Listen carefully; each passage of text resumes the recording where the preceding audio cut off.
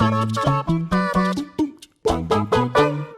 some video games like to make a point to the player and drive it home hard. Some titles focus on moral choices, some are about emotional turmoil and overcoming difficulties, and others, well, like the 10 games that are on this list, they just want to kill you and do it bloody quickly. Now, here's the thing, death in video games is as common as a Rattata in Pokemon, but these titles, well, they're the top percentage, as they don't just kill you in gruesome or terrible ways, but do so as soon as you press start. So you best be prepared for an onslaught of bosses, enemies, and environmental dangers, because these guys, well, they're not taking any prisoners. With this in mind, I'm Jules, this is WhatCulture.com, and these are 10 brutal video games that try to kill you immediately.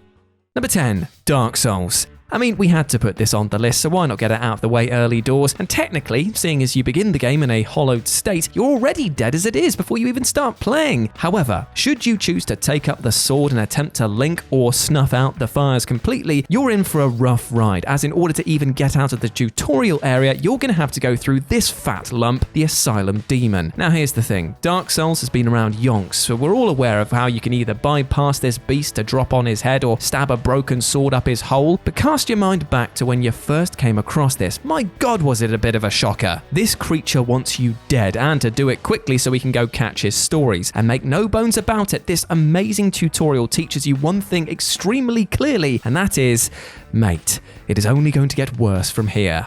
Number 9, Another World. Another World is a brilliant title. It was a visual spectacle for its time and thrust players into a narrative involving particle accelerators, alien civilizations, and a desperate journey to return home. And the speed of which these story elements are fed to the player matches the speed in which the game in turn tries to kill our hero Lester. Case in point, when the player takes control of Lester as soon as his terminal appears in the body of water, unless you begin swimming for the surface immediately, you're in big trouble. As Lester looks to break the surface, several black tentacles begin snaking up from the bottom of the screen, looking to drag our young red-headed scientist to an early and very watery grave. If you move fast enough, you'll pull yourself to the surface, evading the tentacles. However, it's not over just yet, as if you're too slow on the draw again, you'll get dragged back under by this deep-sea dwelling horror. And this is just the start. Woof. Number 8, Battlefield 1.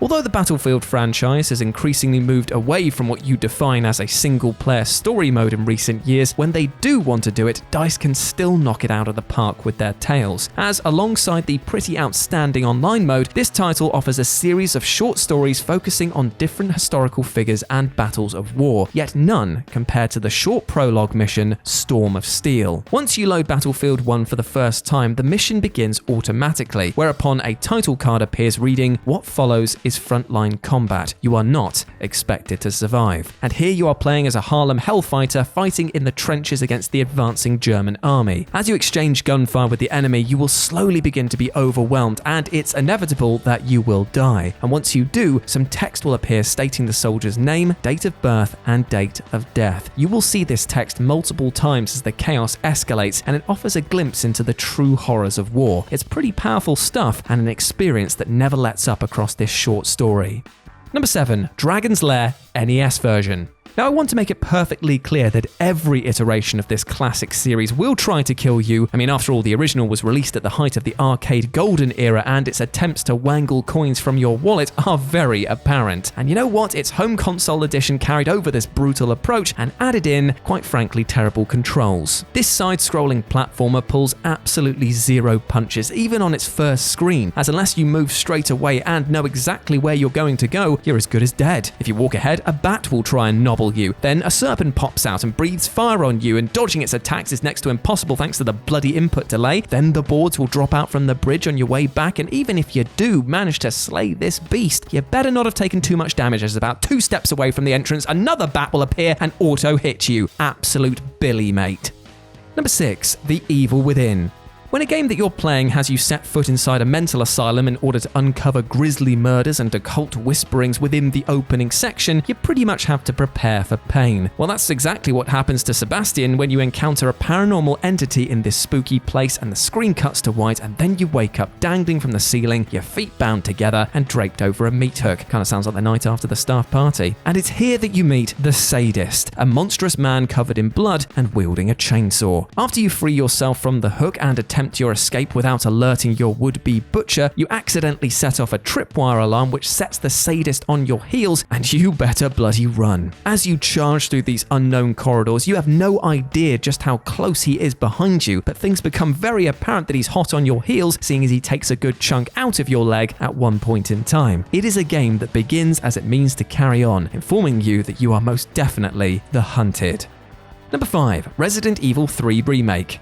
Whatever your thoughts on the length of the new Resident Evil 3 remake were, one thing is for sure, and that is that this game is an adrenaline rush from start to finish. You won't find many moments of respite in this game thanks to the increasingly claustrophobic locations and, of course, the ever-pursuing nemesis. And things start off with a literal bang when good old burnt face man here smashes through the wall of Jill's apartment looking to turn it into meat paste. It's an incredibly tense opening sequence which sees Jill smash through walls, floors, and even crushed by chunks of building that the monster throws at you. And it's in these actions that the title lays out its intentions clearly. It wants you dead, and it's probably not until about 3 to 4 hours later that you'll finally be able to catch your breath again. Number 4. Dead Space 2. Poor old Isaac Clarke, he can never seem to catch a bloody break, can he? Following the events of the first game, Isaac is left with no memory of the last 3 years and finds himself on a civilian planet which is, well, basically just begging to be overrun by horrible creatures. And things don't exactly start well for the character, seeing as he's trapped inside a hospital room strapped into a straitjacket with staff mutating into monsters before his very eyes. Even after surviving this terrifying ordeal, it is far from over, as now Isaac is alone, unarmed, and completely unsure of his surroundings, meaning that what follows in the next 5 minutes will see the player running on pure survival instinct. And lest we not forget, for the majority of this you are still in a straitjacket with no way to defend yourself. It is absolutely terrifying. Number 3. Minecraft. If you were going to describe Minecraft to someone, you'd probably say something along the lines of, it's a game where you run around a world gathering materials and building absolutely anything you want. And you'd probably think that a game with such a description couldn't really be more sweet, simple, and innocent than that, right? Wrong. If you choose to play on survival mode, then you'll be dropped into the middle of nowhere with no materials, no tools, no food, and possibly no clue. With eating being a requirement, you had best find yourself something to munch on soon, and you best get a move on, because that sun's going down fast, my friend. And beasties, well, they lurk in the dark. Zombies, skeletons, and of course creepers all will emerge to destroy everything that you've built. And as it stands, there are 31 different types of enemies for you to deal with in this game. Oh, and if that wasn't enough, sometimes thanks to the random map generation and random spawn points, you could end up being dropped right into the game's version of a hellmouth and being burned alive in lava within seconds. Minecraft, because f*** you. Number 2. Inside. While there are certainly other 3D rendered side-scrolling horror titles to choose from, like Little Nightmares and Limbo to name but 2, Inside is the only one that actively tries to kill you from the get-go as opposed to death by failing to solve a puzzle. Inside plunks you into a truly bleak world with no idea where you're going or what you're meant to be doing. All you know is that you're completely alone. The unnamed boy emerges into some dense woods in the dead of night with only crickets and leaves crunching under your footsteps to be heard, and you'd be forgiven at this point for thinking that it was almost serene. But as you approach a truck and find it full of scared, huddling people about to be transported into parts unknown, well, the tone shifts. In seconds, this leads to the boy being discovered and then being chased by dogs and guards, and within the opening 5 to 10 minutes, you're shot and chomped and stabbed at by so many things that all you can do is run as fast as you can and pray they can't keep up. And this is just the tip of the iceberg. But honestly, what a bloody game. At number 1, Ninja Gaiden 2.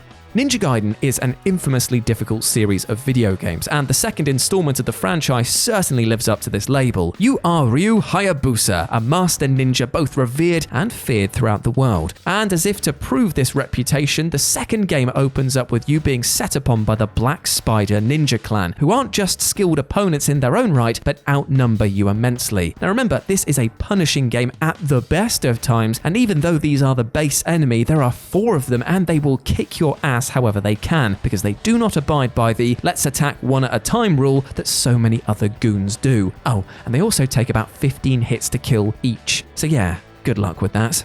And there we go, those were 10 brutal games that try to kill you immediately. I hope that you enjoyed that, and please let me know what you thought about it down in the comments section below, as well as any other choices that you might have had for this, because I might come back and do a commented edition further down the line. As always, I've been Jules. You can go follow me at RetroJ over on Twitter. But before I go, I just want to say one thing. We detailed today about brutal games that try to kill you immediately, and you know what? If we break that down and apply it to real life, we can definitely find ourselves in situations that sometimes seem so overwhelming that it can feel like they are trying to bring us down from the inside, and sometimes we can even create those problems ourselves internally. So what I want you to do today is take a step back and take a look at these problems objectively rather than existing in the moment, which can create fear and panic and basically make you feel like there's no solution. Because if you can gain that perspective, then you might find that your energy is better spent elsewhere. You might be able to solve this problem by asking for help from friends, family, professionals in the support industry, and you might even find that it's not a problem, it's just the mindset in which you're approaching it. But remember, above all else, you are not alone with your problems, and it is very okay to speak about these problems with people. So go out there and smash it, you big ledge. As always, I've been Jules. You have been awesome. Never forget that. And I'll speak to you soon. Bye.